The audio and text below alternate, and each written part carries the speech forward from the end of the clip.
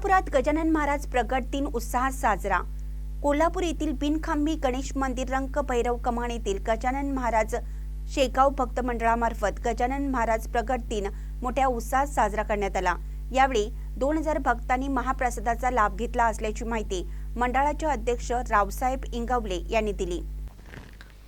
गजानन महाराज प्रकट दिनानिमित्त गेले 7 दिवस पारायण सोहळा आयोजित केला होता। आज गजानन महाराज प्रकट दिनानिमित्त पहाटे 5 वाजता गजानन महाराजांची पूजा मंडळाचे अध्यक्ष रावसाहेब इंगवले यांनी सपत्नीक केली। त्यानंतर दुपारी गजानन महाराजांची पालखी मिरवणूक कोल्हापूरच्या मुख्य रस्त्यावरून काढण्यात आली।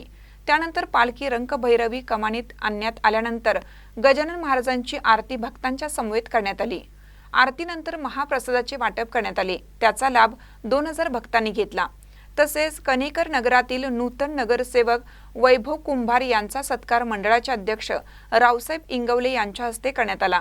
गजानन महाराज प्रकट दिन यशस्वी करण्यासाठी गजानन महाराज मंडळाचे अनेक कार्यकर्त्यांनी परिश्रम घेतला। महानकर न्यूजसाठी विजय बकरे, कोल्हापूर।